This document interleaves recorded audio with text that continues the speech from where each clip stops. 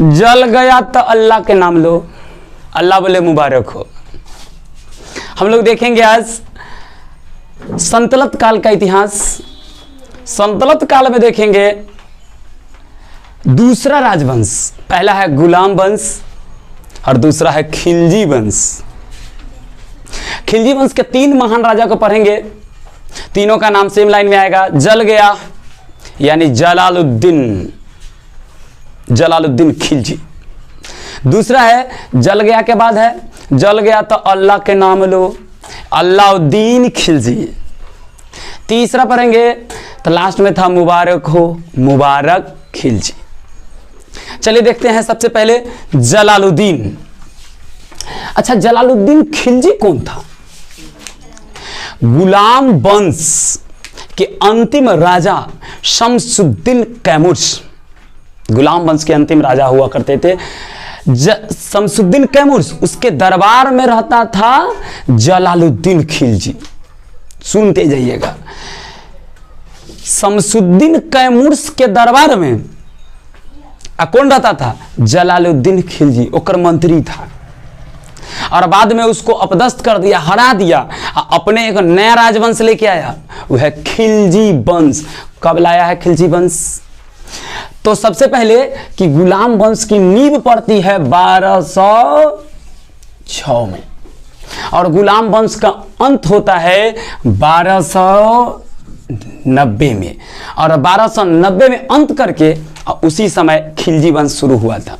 और खिलजी वंश चलता है कब तक?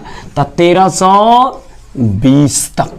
घटाइएगा ना 1290 या 1320 को, तो कै साल मिलेगा? 30 वर्ष। यही 30 वर्ष का इतिहास हम लोग अभी देखेंगे जो खिलजी वंश शासन करने आएगा। खिलजी वंश में कौन?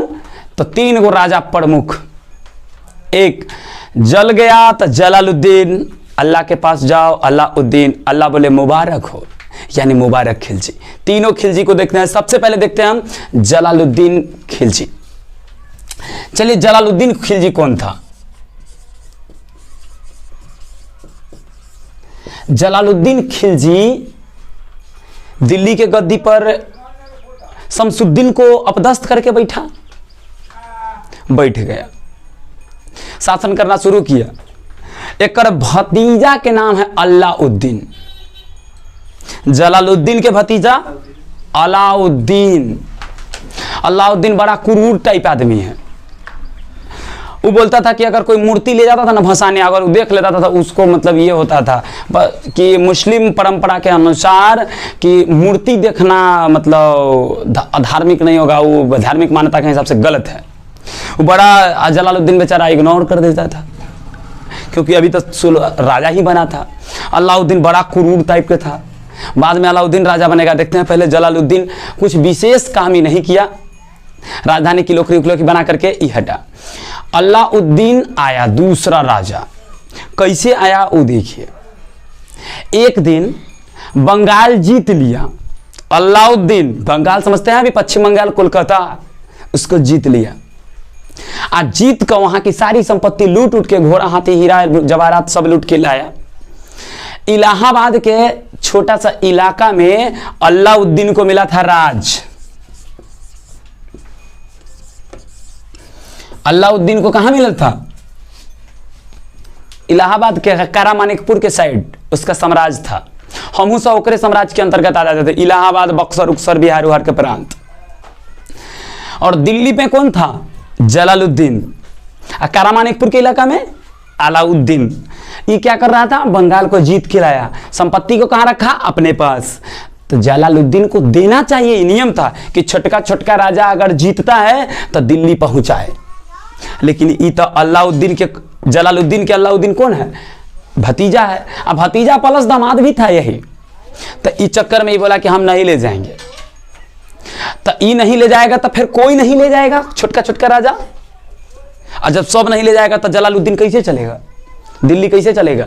तो बोला गया कि अच्छा रुको, इससे मांगने आया जाएगा। सब राजा के प्रेशर था ननकी के। तो जैसे ही आया अपने भतीजा कहते तो कारामानिकपुर में कहा कि अकेला अकेली मिलेंगे, सेना उना कोई न लाए। ई बेचारा बुजुर्ग आदमी आ ई जवान आदमी अकेला अकेली मिला मारिए दिया।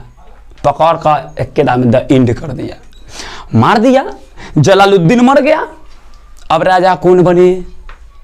ये अलाउद्दीन होशियार, जितना पैसा लूटा यहाँ से लेकर दिल्ली तक छिटौत चल गया ना। जो बोलता था कि अलाउद्दीन क्रूर है, ये है वो है, और दे देवे पैसा 5 लाख रुपया। बोलो अलाउद्दीन कौन है? तो अलाउद्दीन की जय। ठीक है, ये तो मुखिया के चुनाव वाला जैसन करवा दिया।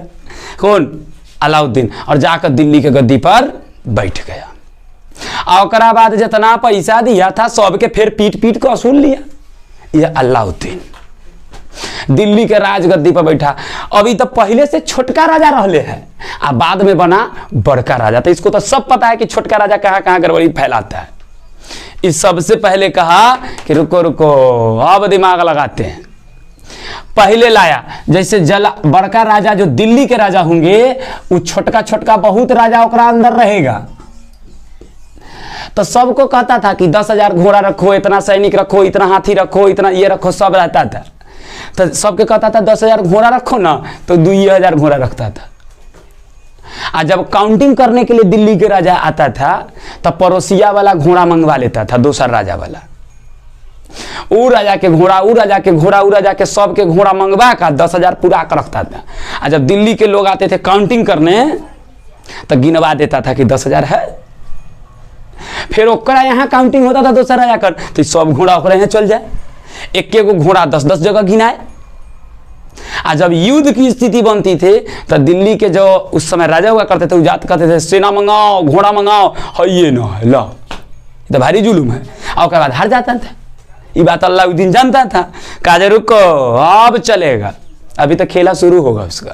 काजे घोड़ा दगाएगा सबके। वो राजा के यहाँ गया, घोड़ा गिनाएगा नहीं, धिका धिका का छोरा घोड़ा के पिट्ठी दगाएगा।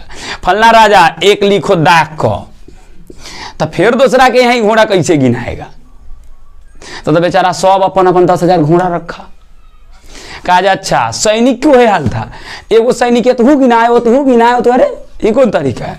कहा सैनिक के हुलिया लिखो कि हाइट कितना है, रंग कैसन है, कट्टल फट्टल करने है, वो सब निशान लिखाओ। तब तो अब सैनिक के हाल खराब। सब रखो पूरा पूरा सैनिक। तो सवाल रहेगा कि घोड़ा दागना कौन शुरू किया? अलाउद्दीन। सैनिक के हुलिया लिखना कौन शुरू किया? ओहो अलाउद्दीन। और हुलिया वो जो लिखा आज तक पता न लिखाई थे। सेना के बहाली में जाओ तो सबसे पहले हाइट नब्बाओ, हाइट कितना है, चेस्ट कितना है, कन्ने कट्टल फट्टल के निशान है, रंग कैसन है, बड़ा अजीब है, आज तक के लिखाईते है। लेकिन ठीक है। अब अलाउद्दीन और क्या किया? हमारा जो अलाउद्दीन देखिए, अलाउद्दीन बड़ा क्रूर शासक था। ये अलाउद्दीन बड़ा इतना क्रूर था कि आप सोच नहीं सकते। अभी देखिए इसकी क्रूर वाला काम। सैनिक के हुलिया लिखा है, घोड़ा को दागा है, बाजार नियंत्रण भी लाया। अब बाजार नियंत्रण में कहा कि बेईमानी सबसे पहले बंद हो मार्केट से। 1 किलो के जगह पर 800 उठता था। ये अलाउद्दीन के देखिए, अलाउद्दीन मां ये आया और तुरंत लगा दिया दिमाग। बोला कि जो जितना कम तौले ओकरा शरीर से उतना मांस काट लो। ओकरा बाद तब तो देखिए बेचारा बेईमान दुकानदार 1 किलो के जगह पर 1100 देवे कि कहूँ हमर कटाए ना। कौन? दुकानदार यह अलाउद्दीन है। मूल्य नियंत्रण प्रणाली भी यही लाया। मूल्य नियंत्रण में होता है कि प्रिंट रेट होना चाहिए कि इस सामान के इतने दाम है। आरएस प्रिंट 20 रुपया था, 20 रुपया चलेगा। मूल्य नियंत्रण, मूल्य नियंत्रण ना खास कर सैनिक सबके लिए लाया था।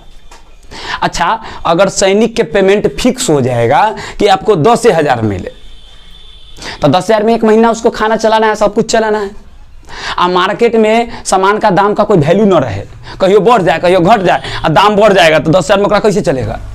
तो बोला रुको, तोरा से व्यवस्था करते हैं मूल्य नियंत्रण प्रणाली, फिक्स रेट। अब बेईमान दुकानदार के लिए मांस काट लेंगे शरीर से।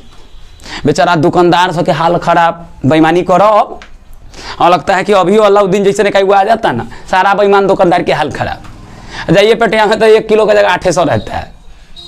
ठीक, तो बेचारा बेईमानी रोकने के लिए बेस्ट तरीका ला दिया कौन? अलाउद्दीन खिलजी। अच्छा, मूल्य नियंत्रण कौन लाया? अलाउद्दीन खिलजी।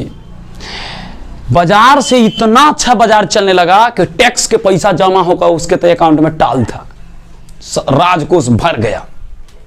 दूसरा, सैनिक इतना उसके पास हो गया कि संतलत काल में कोई के नहीं था, क्योंकि अब 10,000 रखना है तो 10,000 रखेगा, कम कैसे रखिएगा, हुलिया लिखाया है सबके, घोड़ा हाथी जितना जितना सबको रखना है उतना ही रख लिया। तब कहा जाए अब चलिए लड़ते हैं सबसे। बेचारा फिट हो गया अलाउद्दीन, तब लड़ाई के लिए निकला। एक पहले कहा जाते हैं गुजरात तरफ जिताते हैं। गुजरात जा रहा था, रास्ता में उसको मिला मलिक कफूर, किन्नर सरदार।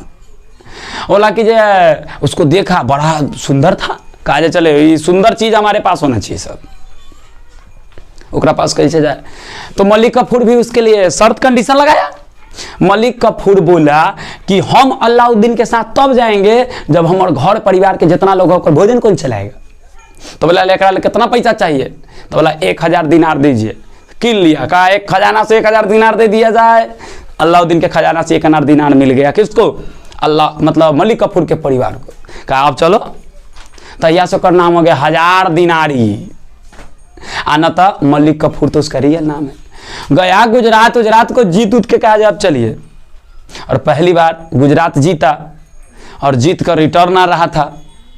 रिटर्न आते समय उसको बोला गया कि हमरों से ज्यादा सुंदर बहुत लोग हैं पृथ्वी पर, खाली एगो हमारे चक्कर में आप पड़ल है।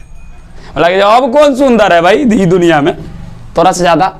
तो बोला कि रतन सिंह राजस्थान राजपुताना, उसकी पत्नी जो पद्मावती है वो तो सबसे ज्यादा सुंदर है।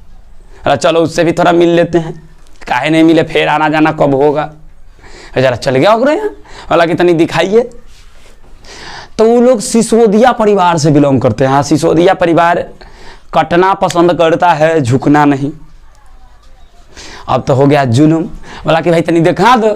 हाँ यानी पेठिया वाला आम है, तनी तनी सब है, ऐसा नहीं होगा, ये राजपुताना में नहीं चलेगा। बोला कि ठीक है, पर्दा के ऊपर से दिखा दो। पर्दा के ऊपर से हम देख लेंगे। कहा जो कुछ नहीं, ये कोई मतलब थोड़ी हुआ कि एकदम पर्दा के ऊपर। कहा जो पानी में परछाई खाली देख लेंगे। कहा कुछ नहीं देखना है, जाओ। कहा जो तब युद्ध होगा। युद्ध हुआ, रतन सिंह बेचारा हार जाता है और उसकी पत्नी जो होता है पद्मावती वो जौहर कर लेती है, आग में कूद जाती है। और जहां जहां राजपूत साम्राज्य हुआ करता था वहां वो जौहर कुंड होता था, आग को जला के रखा जाता था। अगर जैसी राजा हारा कि उसकी पत्नी आग में कूदा। बड़ा अजीब है, और सब जगह रहता था। देखिएगा अपने इलाका में पटना में भी जौहरी बाजार होगा, कहीं हाजीपुर में भी जौहरी बाजार होगा, बहुत सारा जगह जौहरी बाजार है, दिल्ली उल्ली जहां जहां। तो जौहरी बाजार यानी जहां जौहर किया जाता था। बड़ा खतरनाक है जौहर, आग में कूद जाना। और पद्मावती कहाँ कूद गए, आग में। अलाउद्दीन दौड़ का आया, देखे जा खत्म हो गया, गड़बड़ा गया, सपना सपने रह गया। उसके बाद फिर पहुंचा अलाउद्दीन दिल्ली, जाकर दक्षिण भारत को जीत आया एक बार। मलिक कफूर को बोला कि जाओ सेना लेके दक्षिण भारत जीत दो। पूरे दक्षिण भारत को खरीद के जीत लिया। तब आया, बोला कि चलो अब हम पूरा दुनिया को जीतेंगे। अरे तो उस जमाना में दुनिया में बंदूक हुआ करता था, अब भारत में तलवार, कैसे जीत लेगा तो। मलिक कफूर को लगा कि ऐसा ना कि हम जाए जीते, हम ही ना जीता जाए। बोला कि ठीक है हुजूर अब हम ना। और उसी समय अलाउद्दीन कहा जाए अब सिकंदर था पूरा दुनिया जीता, दूसरा सिकंदर हम बनेंगे। नाम रख लिया अलाउद्दीन सिकंदर ए शानी। अलाउद्दीन को प्यार से बोलते हैं सिकंदर ए शानी। एक खानदान में एक बेटा पोता फिर शासन किया। उसके बाद अंतिम में जो एक राजा आया वो है मुबारक खिलजी। सही में ही मुबारक है ये बेचारा। जो मुबारक है ये देखिए मुबारक क्या करता था, नाम मुबारक काम मुबारक। एक महिला वाला कपड़ा पहनकर दौड़ने में ज्यादा मजा आता था। कभी कभी राज दरबार में बिना कपड़े के दौड़े लगता था। और नाम रख लिया अपन पैगंबर। पैगंबर मतलब होता है भगवान। अरे काम तो थोड़ा हैवान वाला है, और नाम रखता है भगवान। ठीक, कौन क्या है काम ही मुबारक, नाम मुबारक काम मुबारक। खिलजी वंश में दुइये को राजा अच्छा, मतलब एक राजा अच्छा किस्म का तनी बदमाश टाइप हुआ, वो है अलाउद्दीन। शुरू वाला जलालुद्दीन जलालुद्दीन रह गया, मुबारक तो मुबारक ही है। बेचारा अलाउद्दीन थोड़ा कि इस शासन काल को बेस्ट बनाया। बड़ा क्रूर शासक था। पहले नियम था कि लूट कर अगर लाया जाए धन को तो लूटे वाला लोग लेगा 80%, जो लूट कर लाएगा उस, और राजा को देगा 20%। जब अलाउद्दीन आया तो कहा लुटाएगा काहे कोई, कमा खाओ, लूटेगा। बोला कि सुनो, अगर वो आदमी लूटता है कोई अब, तो लूटलहवा में से हम लेंगे 80%, और जो लूटने जाएगा वो लेगा 20%। अच्छा, ऐसा लूट कौन करे भाई कि लूटहू जाएगा रिक्स लेकर, आ 20% ओकर हिस्सा होगा, 80 रोजे ले लेगा। बेचारा लूटो बंद हो गया। लूट का जो लाता था पैसा, उसमें से जो राजा मिलता था राजा को, उसको बोलते थे खम्स, लूट का धन। अलाउद्दीन लूटो बंद करा दिया। तो अलाउद्दीन अपने शासन काल में थोड़ा व्यस्त रहा, और ये दोनों तो मुबारक